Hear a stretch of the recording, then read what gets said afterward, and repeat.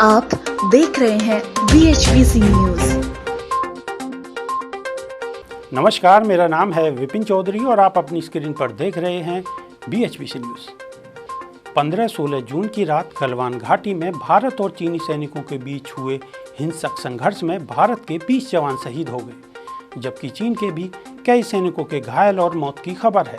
इस बीच दोनों ओर से एक भी गोली नहीं चली, लेकिन कटीले तारों को डंडों में बांधकर चीन की सेना ने बातचीत के दौरान हमला बोला। इससे भारत की राजनीति भी गर्मा गई है और सवाल उठने लगे हैं कि क्यों भारतीय सैनिकों ने गोली नहीं चलाई या हथियारों का प्रयोग क्यों नहीं किया।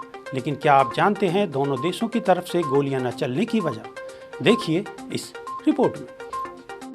भारत और चीन के बीच लद्दाख में जारी तनाव उस समय बढ़ गया जब रात को चीनी सैनिकों ने गलवान घाटी में भारतीय सैनिकों पर अचानक हमला कर दिया।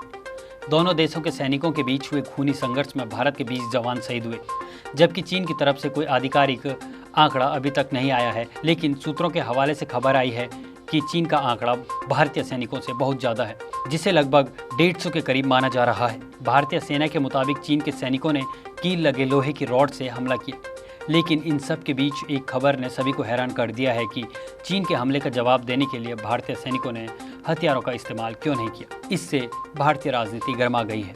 हिंसक झड़प के बाद प्रधानमंत्री ने अपने संबोधन में कहा कि भारतीय सैनिक मारते मारते मरे हैं, लेकिन ये भी चौंकाने वाली बात है कि इतनी हिंसक झड़प होने के बाद भी एक गोली नहीं चली।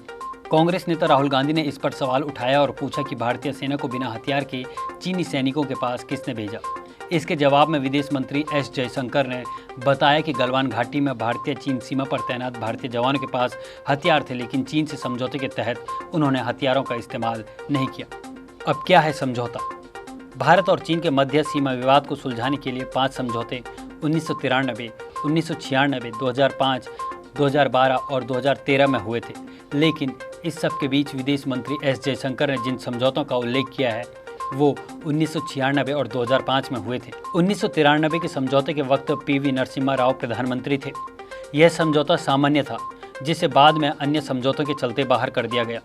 यानी कि जो 1993 के बाद समझौते हुए हैं उनके चलते 1993 को बाहर कर दिया गया। 1996 के समझौते के अनुच्छेद 6 में कहा गया है कि कोई भी पक्ष LAC के 2 किलोमीटर के दायरे में गोली नहीं चलाएगा।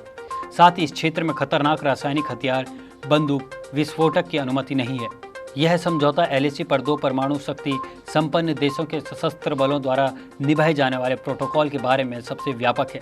1996 का यह समझौता SD देवगौड़ा के प्रधानमंत्री रहते हुए किया गया। 2003 में भारत के तब के प्रधानमंत्री अटल बिहारी वाजपेयी की सरकार ने सीमा विवाद को लेकर स्पेशल रिप्रेजेंटेटिव स्तर का मैकेनिज्म तैयार किया।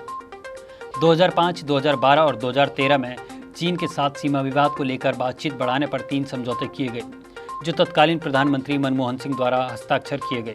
2013 के बॉर्डर डिफेंस कॉरपोरेशन एग्रीमेंट के अनुसार यदि दोनों पक्षों के सैनिक आमने सामने आते हैं तो वे बल प्रयोग और गोलाबारी या सशस्त्र संघर्ष नहीं करेंगे।